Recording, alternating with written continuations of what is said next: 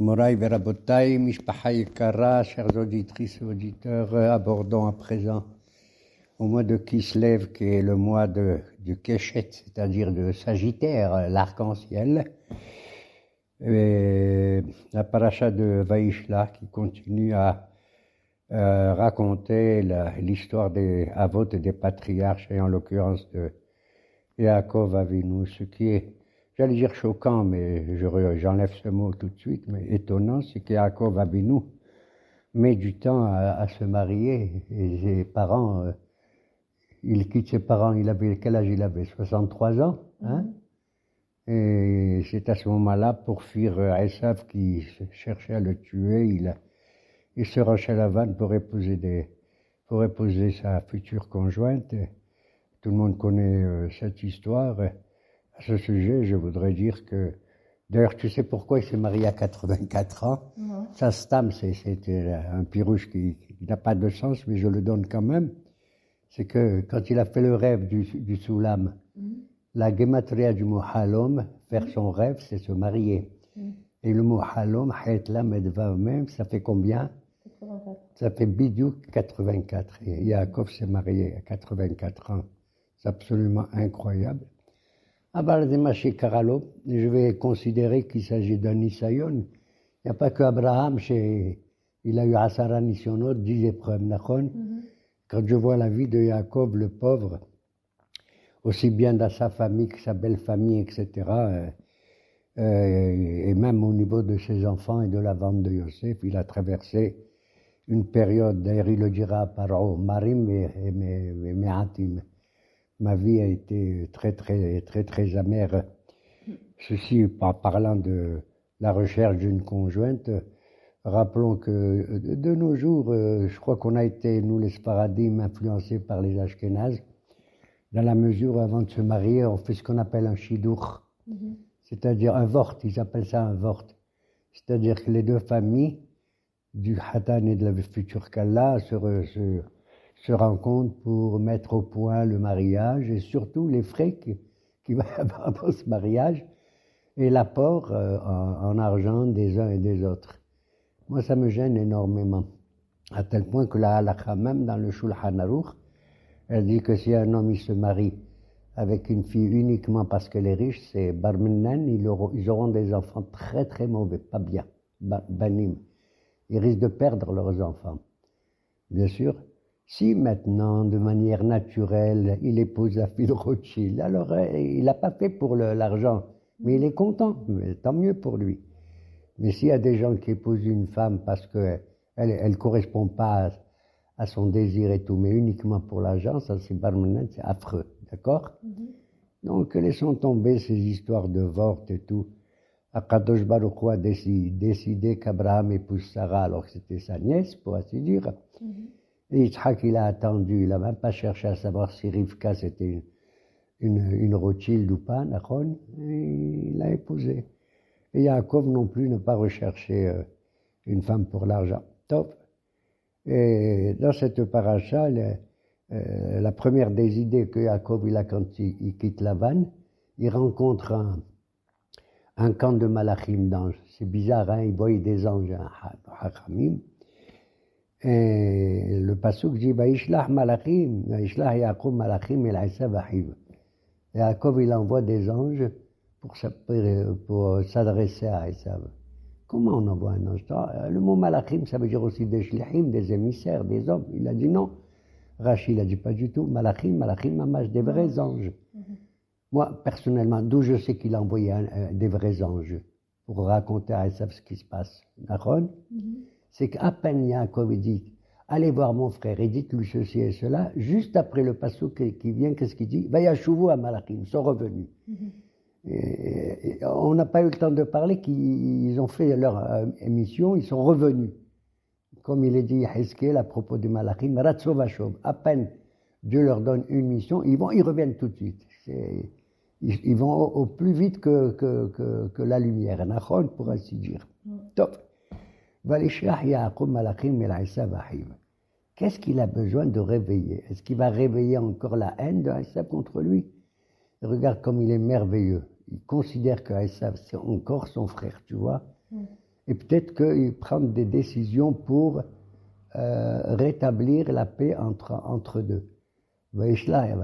ויאמר כה תאמרו לאדוני לעשיו כה אמר עבדך יעקב. Tu te rends compte comment il parle?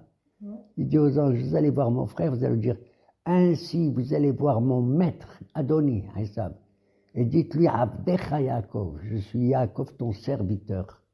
Où on a vu ça? Alors qu'il a reçu et la Bechora et la Beracha. Regarde la modestie de Yaakov Abinu. C'est incroyable.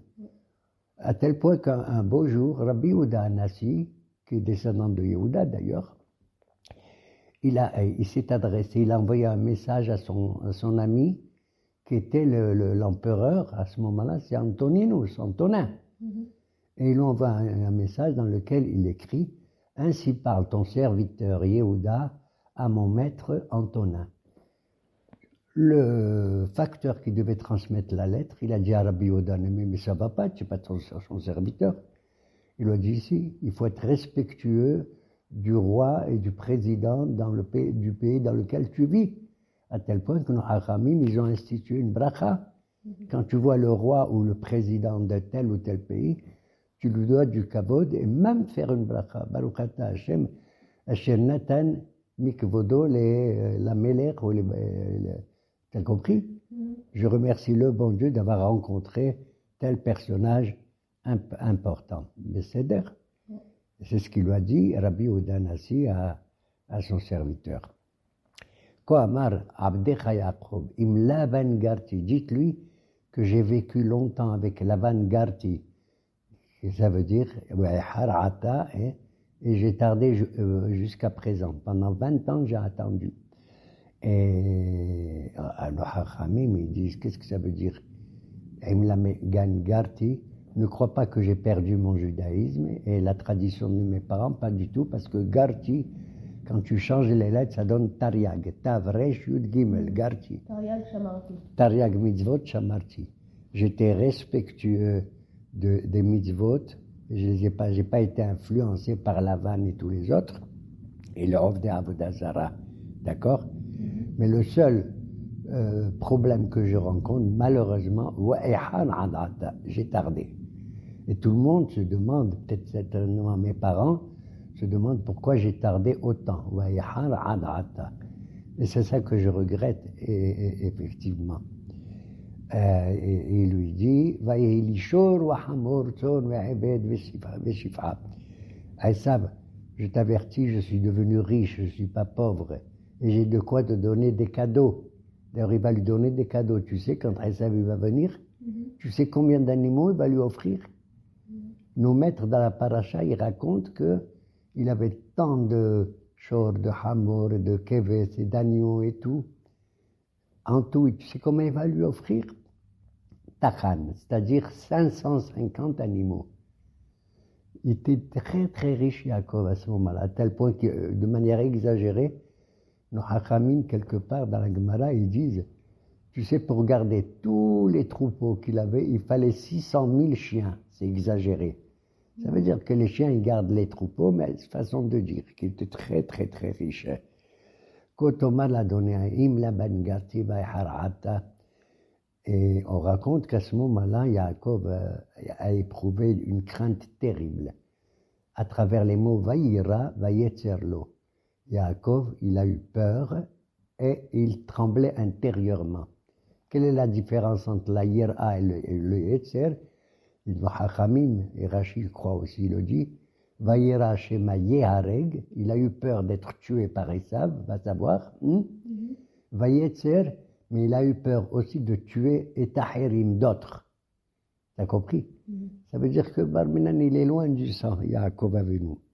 Il a peur, bien sûr, d'être tué, et il a peur de tuer des autres. Et nos Hachamim nous disent, qui c'est les Ahirim qu'il a peur de tuer? Quand tu fais la guerre, tu n'as pas peur, tu dois tuer l'ennemi, Nachon. Eh bien, regarde le sentiment de notre Yaakov Avinu. Chez Mayaharug et Tahirim, tu sais que c'est? Il a dit, j'ai peur. Non, j'ai peur de tuer un type qui est descendant même de son frère ou d'un goy ou même d'un musulman, hein, de crainte que cet homme-là, c'est un tzaddik. Ça arrive qu'il y a des tzadikim, des hasidim qui sortent des goyim. Alors le plus grave, tu sais qu'est-ce qu'ils disent? J'ai peur de tuer qui? Ahirim. Qui c'est qu'on appelle Ahirim dans la Gemara? Rabbi Meir Ba'alanes. Tu te rends compte?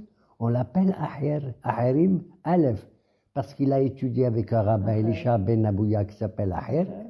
Et deuxièmement, parce que même Rabbi Meir, tu sais qui c'était? Le petit-fils d'un goy important. Qui c'est ce goy? Néron. Néron, l'empereur romain. Rabbi Meir, tu te rends compte? C'est incroyable. Regarde, moi quand je parle de lui, je pense qu'il est juif à 100%. Mais c'est le descendant de qui? Prends un autre. Prends l'exemple, Rabbi Akiva, qui c'est? Akiva ben Guérim. Yafé Meod. Son père était un converti. Ben Garim à Akiva.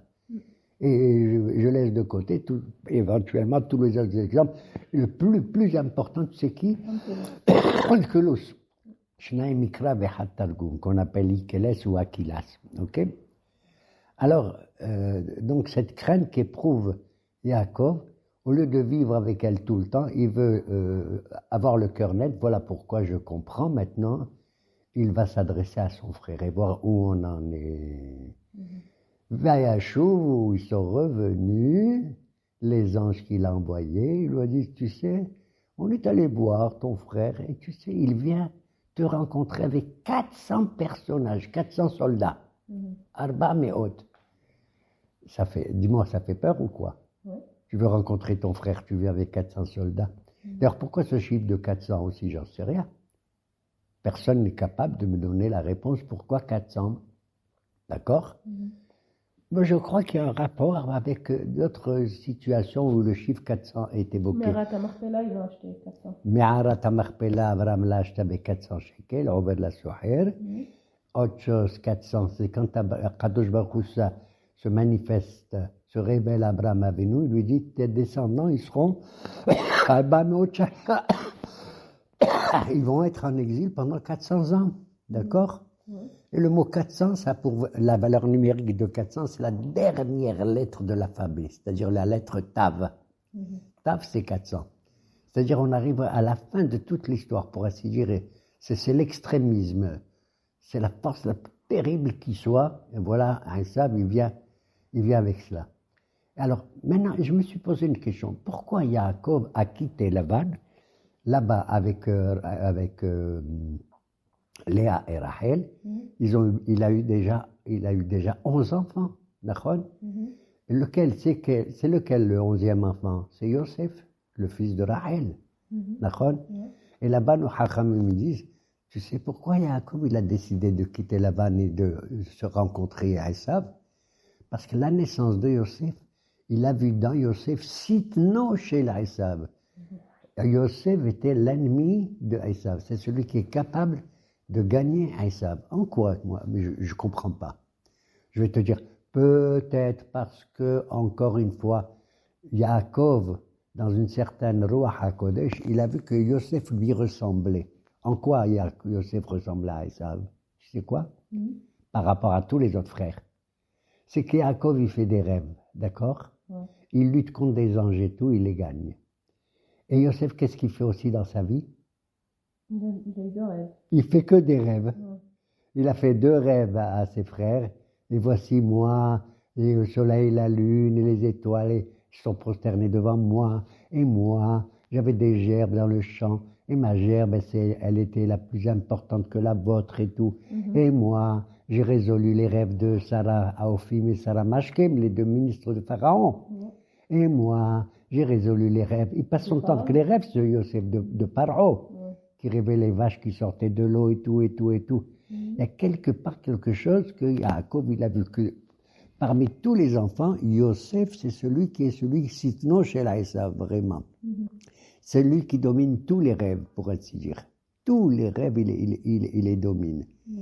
Mais j'ai une autre réponse, personnellement, que je dis, sans fierté, sans orgueil. Tu sais pourquoi? Il a vu dans Yosef qui va gagner Esav, qui est le plus ennemi de nous tous. Quel est le descendant de Esav, qui est le plus grand ennemi d'Israël? Il a fait. c'est le petit-fils de Esav, c'est le fils de Eliphaz, Amalek. Et tu te rappelles quand Moshe Rabbeinu, il a vu qu'Amalek, il est venu nous faire la guerre alors qu'on n'avait rien à lui dire, tu as compris? On n'avait rien. On n'a pas attaqué Amalek, on n'a pas désiré son territoire, ni rien du tout. Qui c'est que Moshe choisit pour faire la guerre contre Amalek? Vayomer Hashem, qui c'est le Yehoshua. Et d'où il vient Yehoshua? Moshe lui dit, Tse ilahim Amalek. Toi, tu sors et c'est toi qui vas combattre contre Amalek. D'où il vient Yehoshua? De quelle tribu? D'Éphraïm, c'est le fils de Yosef. Tu as compris? Donc on voit que déjà Jacob, dans une prophétie, a vu que c'est au niveau de Yosef, de ses descendants, en l'occurrence Yehoshua, auquel il lui ajoute la lettre Yud, il s'appelait Hoshea, c'est lui qui va combattre contre Amalek. D'accord? Et puis, comme on le dit, la rencontre se fait, et Esav, incroyable mais vrai, il embrasse Yaakov, Vaïchak. Et certains de nos maîtres, ils disaient, il n'a pas voulu l'embrasser, mais Vaïchak, il l'a mordu. Il a voulu le mordre dans son cou, et le cou de Yaakov était dur comme du marbre. C'est-à-dire. Et ses dents se sont cassées. Et donc, je lui donne l'adresse de mon dentiste, qui est halo comme tout. D'accord? Ok. Et donc, en vérité, donc la rencontre se passe très très bien. Et Yaakov lui dit, voici, il avait d'ailleurs séparé tout son camp, Yaakov. Il a fait un revah, un espace entre deux camps. Il a mis les servantes en début, et à la fin, il a mis Rachel et Léa et Rachel. D'accord?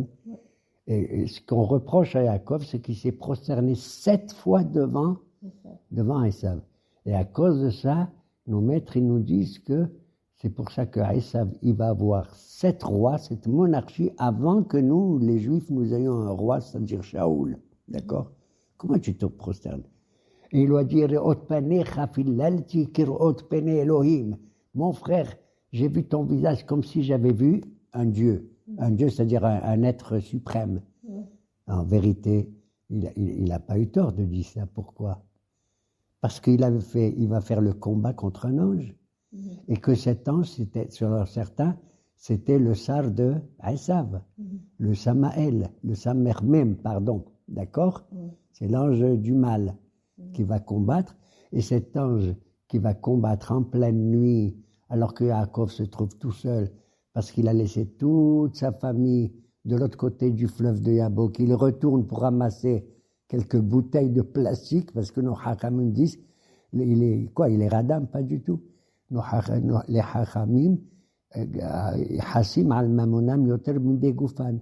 Ils veulent récupérer leurs affaires pour pas voler les autres, pour pas qu'il leur manque quoi que ce soit.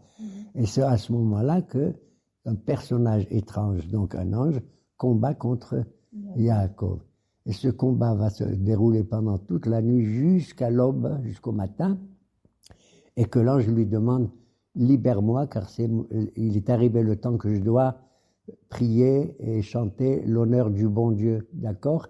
Mais entre-temps, cet ange, il a blessé Yaakov Avinu où? Dans sa cuisse. Le guide dans la cuisse, et il a touché un des nerfs le plus terrible, ce qu'on appelle le guide anaché, c'est le nerf sciatique en français, d'accord? C'est le nerf intérieur qu'il y a dans la cuisse. C'est incroyable. Pourquoi tu le blesses dans la cuisse si tu ne le blesses pas dans la figure ou dans les mains ou dans les pieds? D'accord? C'est que le mot yereché, la cuisse, c'est le symbole de la procréation qu'il y aura pour une autre génération. D'accord? Pour l'accouplement. C'est ça. Même Abraham Abinu, quand il envoie Eliezer, il le fait jurer. Tu sais comment il le fait jurer? Simna yatra tahat yerechi. Mets ta main sous ma cuisse. D'accord? Parce que là-bas, il y a la Brit Mila. Et c'est ce que recherche ce Malachi. Incroyable de blesser Yaakov dans l'endroit de la cuisse, le guide anaché qui sert le Ever, le membre de la procréation. Alors Yaakov lui dit, ah bon, tu crois que moi je suis Yaakov et je reste qu'au talon de Esav? Pas du tout, Akev. Je veux que tu me bénisses, tu me bénisses. Il lui a dit que je te bénis toi. eh bien, tu n'es plus le Akev, le talon. Désormais, tu auras un nom supplémentaire merveilleux qui n'est pas Yaakov, mais qui devient Israël. Qui sarita im Elohim im anashim vatuchal. Parce que tu as combattu contre des êtres suprêmes et contre des hommes et tu as gagné. D'accord? C'est ça que ça veut dire Israël. D'accord? Si tu veux Israël, contrairement au pauvre Moshe qui a voulu rentrer en Eretz Israël, combien elle a fait de prières? 515. Taktou. 515. Si tu ajoutes que nous maintenant on fait aussi 515 prières, 515, et qu'on met le nom de Dieu dedans, quelle est la valeur du nom de Dieu? 26? 515 et 26, ça fait combien? 2 fois 515? Non, 515 plus 26, ça fait 541. Et 541, c'est quoi? La Gematria de Israël. Yud, Shin, Resh, Aleph, Lamed, 541. T'as compris? Bon, ça c'est un pirouche que personnellement je donne, on atteint la perfection uniquement, même si on fait beaucoup de prières, mais au moins on a la kavana de mettre le nom de Dieu lui-même, le Shem Havaya. Le machal du Arié de Choual. Ah ben écoute, tout se dit, Yaakov il avait peur de Esav, et nos maîtres ils disent, tu sais, c'est pas grave, il faut avoir peur ou pas peur. Il faut pas uniquement s'assurer qu'on a devant nous un grand type qui va nous protéger, un grand chef. Pourquoi? Il y a un machal qui dit comme ça. Un beau jour, dans la forêt, tous les animaux, ils avaient peur du roi. Qui c'est le roi des animaux? Le lion. Alors ils ont dit, qui c'est qui va nous protéger? Qui c'est qui va faire que le lion, au lieu de nous manger, il va discuter gentiment avec nous? Ils ont dit, bien sûr, on va demander au renard, le choual. C'est le plus intelligent, le plus haram, le plus terrible qui soit dans la... Ils ont appelé le choual, il leur a dit, bien sûr, je vous accompagne, on va voir le lion et tout. Je vais le calmer parce que je connais 300 paraboles. Shlosh me'ot meshalim. Je vais lui raconter des histoires, 300 histoires amusantes, ça va le calmer. Il dit, ok. Et ils s'avancent, ils font 100 mètres, tous les animaux avec le choual, le renard. Et brusquement, le renard dit, Mouraï, mes amis, j'ai oublié, des 300, j'ai oublié 100. Il me reste que 200. Bon, ça fait rien. Ils font encore 100 mètres, ils s'arrêtent. Mouraï Rabotaï, excusez-moi, j'ai oublié encore 100 des méchalim. Il me reste combien? Que 100. Ils font encore 100 mètres. Et j'ai tout oublié. Yallah, que chacun il débrouille. Allez voir le lion tout seul. Moi, je peux plus rien du tout. D'accord? Et ce méchal bien nous fait comprendre qu'il faut avoir sa confiance dans Kadosh Baruch Hu, ni dans les méchalim, ni dans les histoires, etc., etc. Et de Dina, tu n'as pas parlé. Oui, cette paracha, je voulais pas aborder un sujet très, très difficile dans notre cœur. C'est quand Yaakov, après le combat contre Esav et tout, il arrive dans la rive de Shrem, et là-bas la Torah a dit, va t'etze Dina. Il avait une fille qui s'appelait Dina, d'accord? D'ailleurs, il y avait 12 tribus, 12 garçons, plus une fille, c'est Dina. Pourquoi il avait une fille en plus? Pourquoi? D'ailleurs, Léa, quand elle était enceinte de ça, il paraît que c'était un garçon et elle a prié pour que ça se transforme en une fille. Parce que tout le monde savait qu'il fallait 12 tribus et pas plus, qui correspondent aux 12 mois de l'année, aux 12 constellations, etc. Ok? Alors, il a transformé ce garçon en une fille, c'était Dina. Et la pauvre, elle était seule comme ça, va t'être Dina. Elle a entendu qu'il y avait des jeunes filles à Shrem qui faisaient la musique, qui dansaient et tout. La pauvre chérie, elle est allée aussi les voir, faire des copines. Et même Yaakov, tu sais, il voulait marier, tu sais, Dina avec qui? Avec quelqu'un de Shrem. Pourquoi? Parce que les habitants de Shrem, tu sais qui c'était à l'époque? C'était un Nefesh Asher Asu Beharan. C'est tous les convertis qu'Abraham il avait fait, et qui sont venus avec Abraham. Alors Yaakov s'est dit ça, c'est au moins des, entre guillemets, des goïms qui sont très très bien. C'est des convertis au Dieu unique. Et donc Dina, elle est sortie. Tu sais pourquoi elle est sortie? On dit, parce que sa mère aussi va têter Léa. Elle est sortie Léa. Elle ressemble à sa mère. Bon. Elle va là-bas, et c'est là-bas qu'elle se fait agresser.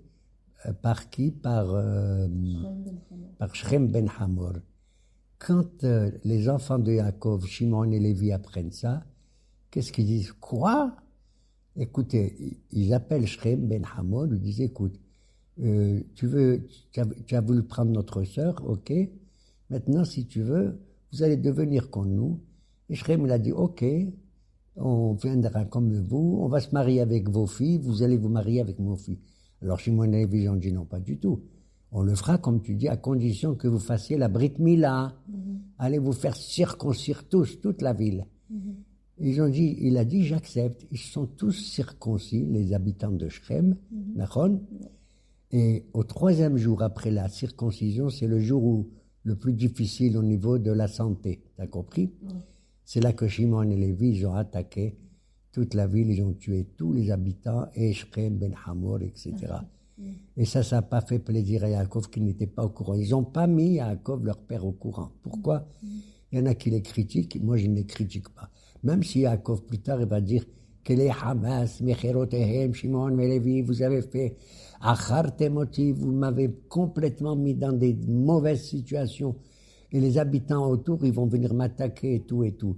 Et Shimon et Lévi, ils ont dit quoi? À Kezona et à Seitahenu, je vais laisser notre sœur comme ça. Est-ce que Barminet, c'est pas une prostituée? Tu as vu ce qu'il a fait à notre sœur et tout et tout? La vérité, moi, je donne raison à Shimon et Lévi. Il y a ratson qu'on soit tous comme eux et que tous nos ennemis, ils disparaissent. Même ceux qui sont hypocrites, comme Shrem ben Hamor. Et voilà. Et donc, finalement, cette Dina va avoir une fille qui s'appelle Osnat, hein? Et devine, avec qui elle va se marier? Yosef. Avec Yosef, sinon c'est la Sava. C'est incroyable, mamash, mais vrai. Il y a ratson que nous soyons aussi forts et aussi, j'allais dire nombreux, même si on n'est pas nombreux, hein? Comme les descendants de Yaakov, et que il y a ratson, nos ennemis se déchirent entre eux comme on le voit actuellement. Et qu'Akadosh Baruch Hu, il nous protège de tout cela. Amen. Amen.